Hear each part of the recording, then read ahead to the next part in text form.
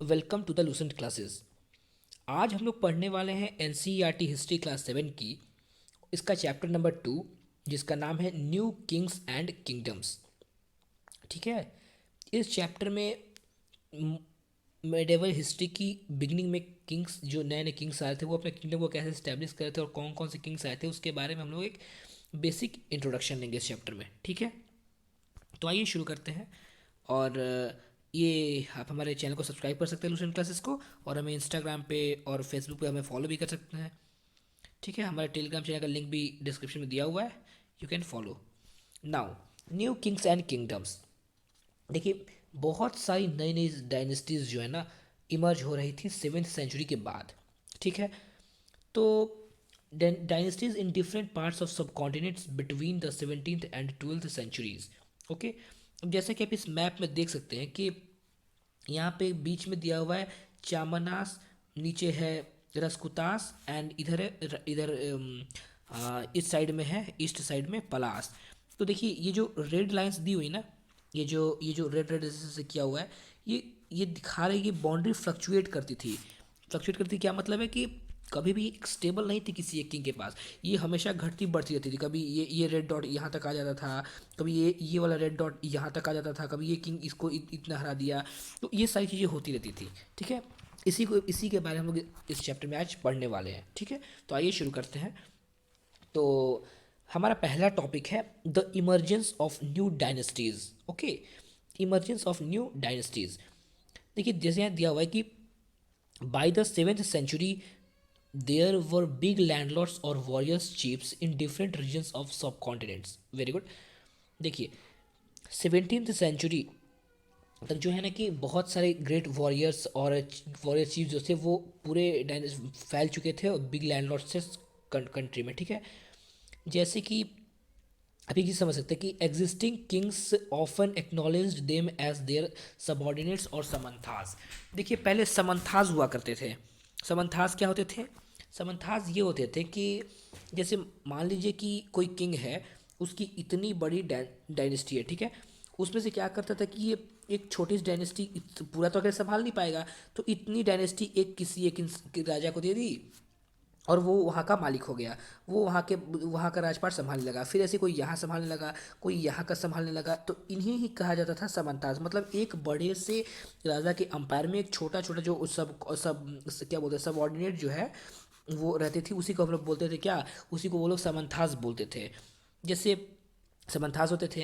अच्छा, ये जो समंथास होते थे, ये राजा इनसे क्या एक्सपेक्ट करता था कि ये इन्हें कुछ गिफ्ट दे किंग्स को, और जो मिलिट्री सपोर्ट देते थे। जो समंथास थे ना, ये मिलिट्री सपोर्ट देते थे। ये लोग मिलिट्री सपोर्ट देते थे किंग को, भैया कि किंग भैया हमारे रक्षा, किंग जो है हमें शासन करने का दे रहा है अपने एम्पायर में, तो हम भी उनकी क्या करेंगे, रक्षा करेंगे। तो वो उन्हें मिलिट्री सपोर्ट दिया करते थे। ठीक है, इतनी बातें क्लियर हुई। अब बात ये है कि अब ये जो समंथास थे ना, जैसे कि देखिए ये जो समंथास थे, ये जो समंथास थे, इस मान लीजिए कंपायर है, यहाँ एक समंथा है। ठीक है, एक समंथास थे। ये समंथास तब तक ही इस अंपायर के, इस राजा के अंडर थे जब तक ये खुद बहुत पावरफुल नहीं हो जाते थे। जैसे इन्हें पावर और वेल्थ मिलता था, ये अपने आप को डिक्लेयर कर लेते थे महासमंथा। क्या डिक्लेयर कर लेते थे? महासमंथा। महासमंथा अपने आप को ये डिक्लेयर कर लेते थे। ठीक है, और फिर बाद में क्या करते थे कि राजा से बोलते थे कि अब हम आपके अंडर में नहीं काम करेंगे और है दम तो आके हमसे लड़ लो। ठीक है, sometimes they asserted their independence from their overlords. राजा से ये क्या करते थे, एम्पायर से, कि वो बोलते थे कि भैया हम अपना आज़ाद रहेंगे, हमें डिस्टर्ब मत करो। ये जब पावरफुल होते थे समंथा, तो ऐसा करते थे। ओके गाइस, तो अब इसका एक एग्जांपल भी है। जैसे यहाँ पे आपके बुक में गिवन है कि रक्षा कुतास डेक्कन में एक एम्पायर हुआ करती थी, इसका नाम क्या था? रक्षा कुतास। ओके, सपोज करो ये डेक्कन में एम्पायर है, इसका नाम है Rashtrakutas. Okay, initially they were subordinate to the Chalukyas of Karnataka. क्या थी ये?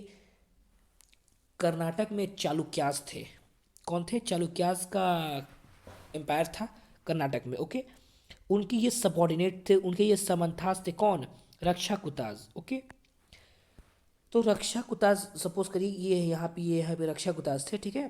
तो रक्षा कुताज में ही एक चीफ थी जिनका नाम था दंती दुर्गा, ठीक है गाइज।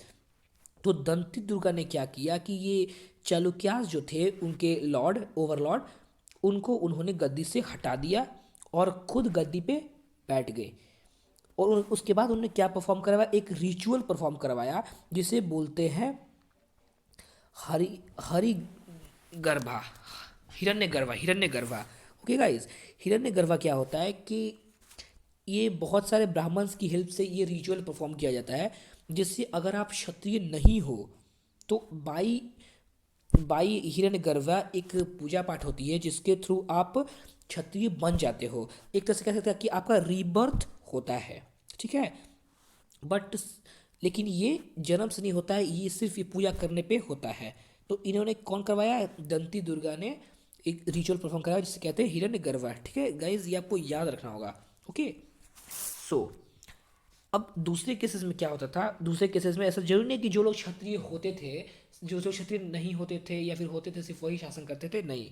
बहुत सारे जैसे एग्जांपल है कि कदम्बला मयासुर्यामा, ठीक है, और एक गुजारा प्रतिहारा हरिश्चंद्रा, ये दोनों ब्राह्मण्स थे जिन्होंने आर्मी जो है आर्मी संभाल दी, क्षत्रिय वाला काम किया था। ये कहाँ के थे, कर्नाटक और राजस्थान के थे ये दोनों। ओके गाइज, तो सम सच किंग्स हुज थ्रो राक्षिकुत्रा चालुक्यास गुजारा प्रतिहारा एक्सेट्रा। ओके, तो आपको उम्मीद करता हूँ इमरजेंस ऑफ न्यू डायनेस्टी समझ में आ चुका होगा। ओके गाइज, तो नेक्स्ट टॉपिक है administration in the kingdom. Okay, many of this new kings adopted high sounding titles such as Maharaja Dhiraj. देखो गाइज, जो भी किंगडम था उसके जो राजा थे वो अपना बहुत बड़ा बड़ा टाइटल रखते थे, जैसे कि महाराजा धीराज, बहुत हाई साउंडिंग टाइटल्स, महाराजा धीराज, त्रिभुवन चक्रवर्ती, इसका मतलब होता है तीनों लोकों का स्वामी, ठीक है। इस तरह की हाई साउंडिंग टाइटल रखते थे कि हम खूब महान हैं, ठीक है। बट फिर भी उन्हें इन सब के बावजूद भी, इस इतने बड़े बड़े टाइटल रखने के बावजूद भी, they often share power with their samanthas as well as with associations of peasants, traders और ब्राह्मण्स। वो क्या करते थे कि अपने पावर को शेयर करते थे, अपने पावर को शेयर करते थे किसके साथ, समंथा के साथ। समंथा मैंने आप लोगों को बताया हुआ है, समंथा क्या होता है, समंथा के साथ पावर शेयर करते थे, पीजन के साथ पावर शेयर करते थे, ट्रेडर्स के साथ और ब्राह्मण्स के साथ। ये पावर शेयर करना ज़रूरी था, समझिए क्यों। सपोज कीजिए कोई एक इतना बड़ा किंगडम है और इस किंगडम में बहुत इतनी बड़ी जगह, इन सारी जगह का राजा, एक जगह राजा बैठ के, एक जगह से बैठ के तो शासन कर नहीं सकता है। वो क्या करेगा, डिस्ट्रीब्यूट कर देगा, ये भाई आपका इलाका, ये आपका, ये समंथा को दे देगा, ठीक है। अब पीजेंट्स को, ट्रेडर्स को, ब्राह्मण्स को, सबको इंक्लूड करता था, सबके पावर शेयर करता था ताकि जो रूल हो वो अच्छा हो, बेहतर हो, ठीक है। अब बात यह है कि in each of this state resources were obtained from the producers. अच्छा, अब कोई भी एक एम्पायर है, उसे चलाने के लिए क्या चाहिए, एम्पायर को चलाने के लिए चाहिए रिसोर्सेज। क्या चाहिए, रिसोर्सेज। अब रिसोर्सेज कहाँ से आएगा, रिसोर्सेज आएगा इन्हीं पीजेंट्स के पास से, ट्रेडर्स के पास से, ठीक है। जो पीजेंट्स जो जो प्रोड्यूस करते थे, पीजेंट्स हो गया, कैटल कीपर्स हो गया, आर्टिशियंस हो गए, उन्हें जो है या तो समझा बुझा कर उनसे बोला जाता कि भैया आप टैक्स दो, या फिर उन्हें मजबूर किया जाता कि हमको टैक्स देना पड़ेगा। जब वो उसे कभी कभी वो लोग उसे रेंट भी कहते थे, और इस तरह से वो लोग क्या करते थे, रिसोर्सेज के लिए रिसोर्सेज लेते थे प्रोड्यूसर्स से, ठीक है। अब these resources were used to finance the king's establishment as well as for the construction of temples and forts। अब इन रिसोर्सेज का वो लोग करेंगे क्या, जो पीजेंट से लोगों ने रिसोर्सेज लिया है, कैटल के पास उन लोगों ने जो रिसोर्सेज लिया, उन रिसोर्सेज का ये लोग क्या करेंगे। तो एक ही चीज़ हमें समझने की चीज़ है कि उन रिसोर्सेज का ये लोग क्या करेंगे कि टेम्पल्स बनवाते थे, बड़े बड़े मंदिर, बहुत बड़ी बड़ी मंदिर, वो उनकी उनकी वो लगता है जितनी बड़ी मंदिर बनेगी राजा उतना अमीर है, जितनी अच्छी मंदिर बनेगी राजा उतना अमीर है, ऐसा पहले माना जाता था, ठीक है। देखिए यहाँ पे लिखा हुआ this resources was used to finance the king establishment and construct temples and forts. Okay, तो टेम्पल्स बनाते थे, फोर्ट्स बनाते थे, बड़े बड़े किला बनाते थे। आपको हिस्ट्री में ऑलरेडी पता है कि कैसे कैसे किला है, कैसे कैसे फोर्ट्स हैं, ठीक है। राजा क्या करता था कि जब किसी दूसरे से फाइट होती थी तो भी फाइट करने में भी उन रिसोर्सेज का यूज होता था, उन पैसों का यूज़ होता था। अच्छा, अभी जो रेवेन्यू का कलेक्शन है, जो रेवेन्यू कलेक्शन है, ये रेवेन्यू कलेक्शन आखिर कौन करेगा? कोई तो आगे कर नहीं सकता है। तो जो लोग जिनसे इन्फ्लुएंस रहते थे, ठीक है, किंग क्या करते थे, राजा क्या करते थे कि जो इन्फ्लुएंसल फैमिलीज होती थी उनको ये जिम्मेवारी दे दी जाती थी कि भैया आप यहाँ पे इन्फ्लुएंसल है, आपकी बात यहाँ पे सब लोग मानेंगे, तो एक काम कीजिए, आप यहाँ से सारे टैक्स को कलेक्ट कर लीजिए, क्योंकि आप एक इन्फ्लुएंसल हैं, आपकी बात यहाँ सब लोग मानेंगे, तो आप टैक्स कलेक्ट कर लीजिए और जो भी टैक्स कलेक्ट होगा वो आप मुझे दे दीजिए। और ये जो टैक्स, ये जो इन्फ्लुएंसर फैमिलीज का, मान लीजिए कि इन्फ्लुएंसर फैमिली है, टैक्स कलेक्ट कर रही है, अब वो मान लीजिए मर गया, तो फिर नेक्स्ट कौन करेगा? तो उसी के जो हेरिडेटरी होंगे, उसकी जो बच्चे होंगे, भाई होंगे, पोते होंगे, बेटे होंगे, वो लोग टैक्स कलेक्ट करेंगे। ये सारी बातें हैं, ठीक है। और आर्मी के लिए भी उस वक्त ऐसे सिस्टम था, हेरिडिटरी सिस्टम था कि आर्मी में कौन लोग आएंगे, कौन लोग को किसको रिक्रूट करेंगे, तो वो थे, वो भी हेरिडिटरी सिस्टम ही हुआ करता था, ठीक है। अगर आप टैक्स के बारे में बात करो तो उस वक्त के एक जो एम्पायर थे, पहले उनका नाम चोला एम्पायर थे, आगे आप लोग पढ़ने वाले चोला एम्पायर के बारे में, तमिलनाडु में रूल करते थे। उन्होंने, जी हाँ, उन्होंने 400, जी हाँ, 400 टाइप की काइंड ऑफ टैक्सेस उन्होंने डिफरेंट काइंड ऑफ टैक्सेस लगाए थे। कितने? 400 तरह की टैक्सेस लगाए थे उन्होंने, जिसमें से एक दो एग्जांपल दिया हुआ है आपके बुक में। कुछ एक एग्जांपल है कि एक वेती टैक्स थी, वेती। दूसरी एक और टैक्स थी, वेती। अच्छा, वेती क्या टैक्स थी कि राजा इसे कैश नहीं लेगा, ये राजा क्या करेगा, इनसे कैश नहीं लेगा, नहीं, ये कैश नहीं लेंगे राजा। राजा क्या करेंगे? लेबर की तरह क्या करेंगे?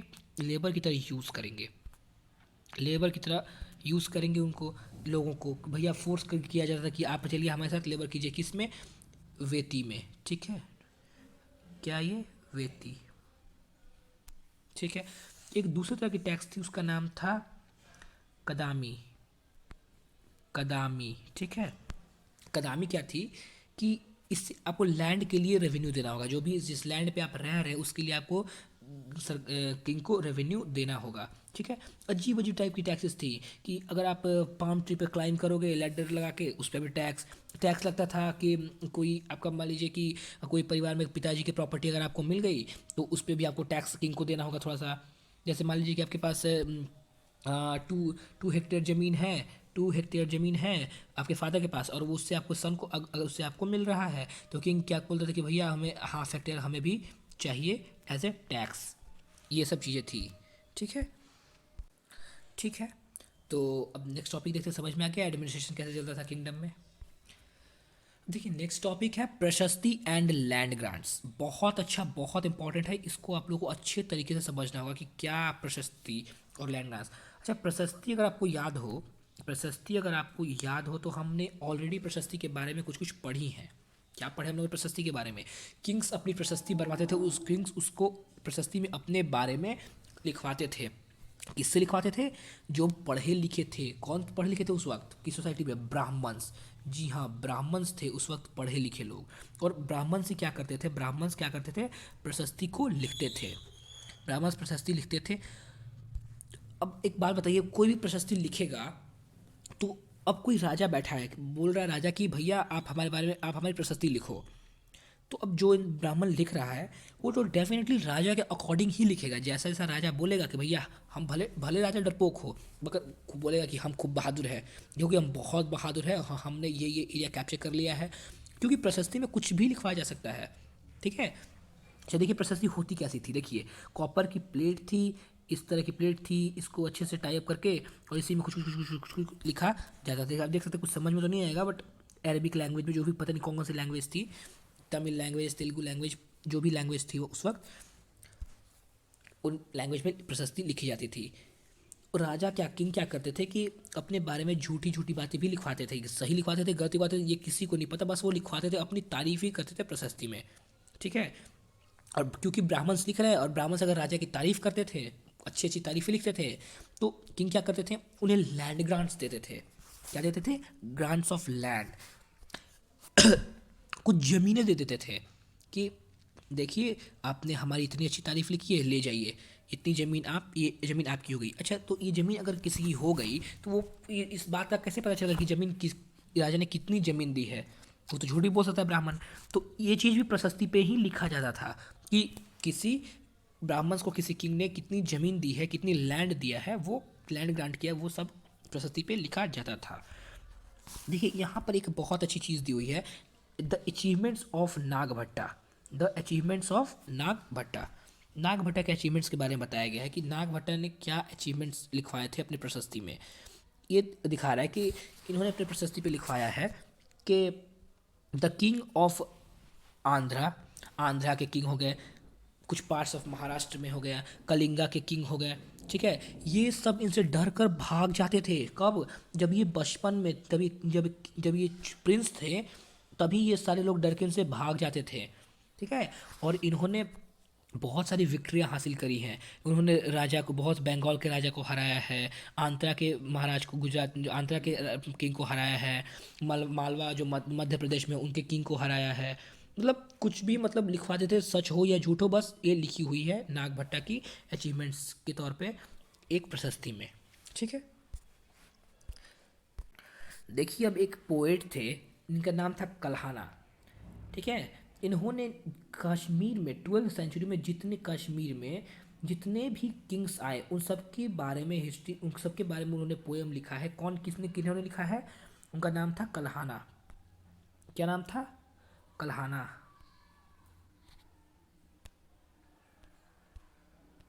कल्हाना, कल आना नहीं, कल्हाना, ठीक है। ये जो थे कल्हाना, ये एक पोएट थे जिन्होंने कश्मीर में जितने भी किंग्स ने रूल किया है उन सब के बारे में उन्होंने लिखा हुआ है। और ऐसा नहीं कि उन्होंने हवा में लिख दिया है, इन्होंने बहुत अच्छी अच्छी सोर्सेज का यूज़ किया है, जैसे कि इंस्क्रिप्शंस के यूज़ किए इन्होंने, डॉक्यूमेंट्स का यूज़ किया है, आई विटनेस अकाउंट्स के तौर पे इन्होंने बहुत सारी चीज़ों का यूज़ किया हुआ है, ठीक है। और प्रशस्ति बहुत ही इंपॉर्टेंट चीज़ उस वक्त हुआ करती थी। और ये बात आपको समझनी चाहिए कि प्रशस्ति जो है वो जरूरी नहीं है कि 100% सही हो, वो राजा उसमें झूठ झूठ भी अपनी तारीफ ज़्यादा लिखवा सकता है, ठीक है। A closer look the Cholas. Guys अब हम लोग पढ़ने वाले हैं कि चोलाज के बारे में, कि चोलाज डायनेस्टी के बारे में, कि थोड़ी बहुत ब्रीफ इंट्रोडक्शन लेंगे कि चोलाज कौन थे और how did the Cholas rise to power. Okay, एक चीज़ समझिए कि जो चोलाज थे ना वो उरियर के स्मॉल फैमिली में थे, ठीक है। और ये सक्सेसर थे विजयाला के, ठीक है। किसके सक्सेसर थे? विजयाला के सक्सेसर थे, ठीक है। अच्छा, चोलाज जो है ना, सबसे बड़ा क्वेश्चन ये उठता है कि चोलाज जो है वो किसे हराकर मतलब ये पावर में आए, ठीक है। एक बहुत अच्छा क्वेश्चन उठता है। तो देखिए, पहले एक किंग थे जिनका नाम था पल्लावा, पल्लावा के किंग थे, ठीक है। पल्लावा के किंग थे, इनका सबऑर्डिनेट था, या कहे सीधे बात में समंथा थे, कि जिनका नाम था मुत्थारियार। ओके, चोला ने क्या किया, किसने? चोला ने मुत्थारियार को डिफीट कर दिया, ठीक है, पूरी तरह से हरा दिया। किसने? चोलाज ने। ओके, तो इन्हें डिफीट करके, मुत्थैयार को डिफीट करके चोला क्या बन गए? चोला जो है, चोला ने अपनी पहली स्टैब्लिश की, ठीक है। अब विजयालय के जो सक्सेसर थे उनमें से सबसे कुछ बहुत ही नामी सक्सेसर थे, जैसे एक थे राजा राज वन, राजा राज, राजा वन, ठीक है। इन्हें सबसे मोस्ट पावरफुल रूलर कहा जाता था चोला डायनेस्टी का। इन्होंने 985 में किंग बने ये, ठीक है। और इन्होंने पूरा कंट्रोल क्या है, उन्होंने एक्सपैंड किया अपने किंगडम को बहुत अच्छे तरीके से। इनके एडमिनिस्ट्रेशन भी बहुत अच्छे तरीके से ऑर्गेनाइज करते थे। इनके ही बेटे थे जिनका नाम था राजेंद्र, राजेंद्र, राजेंद्र फर्स्ट, ठीक है।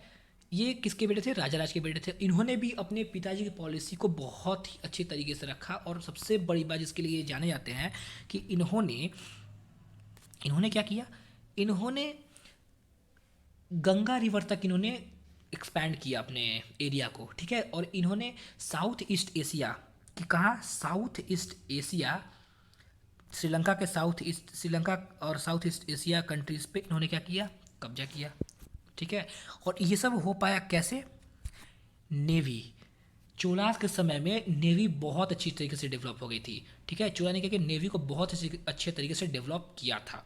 ठीक है, अब चोलास ने एक बहुत फेमस मंदिर बनवाया था जिनका नाम था, एक का नाम था थांजी, क्या नाम था, थांजावर, और एक का नाम था गंगाई कोंडा चोलापुरम। क्या नाम था, गंगाई कोंडा चोलापुरम। ठीक है, ये दो बहुत ही अच्छे टेम्पल्स बनवाए। अच्छा ठीक है, एक बात समझिए कि थांजावुर किसने बनवाया था? थांजावुर बनवाया था राजा राज ने। ठीक है, थांजावुर किसने बनवाया था? राजा राज ने।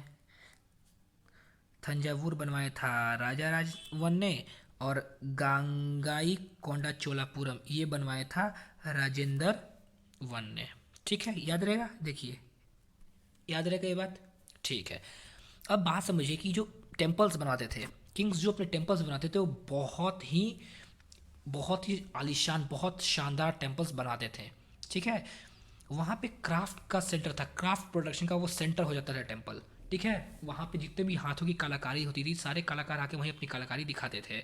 बहुत ही आलीशान टेम्पल बनवाते थे किंग्स। ठीक है, और ना ही टेम्पल सिर्फ पूजा करने के लिए नहीं था, सिर्फ वर्शिप के लिए नहीं था टेम्पल, और किस चीज़ के लिए था, पूरा पूरा सोशल, इकोनॉमिक और कल्चरल लाइफ था। देखिए कैसे, गार्ली वहाँ पे कुक्स भी होते थे, स्वीपर्स भी होते थे, म्यूजिशियंस भी होते थे, क्लासिकल डांसर्स भी होते थे। मतलब मंदिर के आसपास सारी चीज़ें हो जाती थी, इतनी अच्छी तरीके से इतना शानदार मंदिर बनवाते थे ये लोग। ठीक है, और सबसे बड़ी बात कि गोल्ड ब्रोंज के स्कल्पचर्स बनवाते थे चोलास के समय में। One of the finest, world का फाइनेस्ट क्या बोलते हैं, ब्रोंज का इमेज बनता था चोला की डायनेस्टी में। Okay, while most images were sometimes images are made by devout as well. बहुत ही अच्छी अच्छी इमेजेस और बहुत अच्छे स्कल्पचर्स बनाते थे चोलास के समय में। ठीक है, okay guys, thanks for watching, मिलते हैं अगले वीडियो में।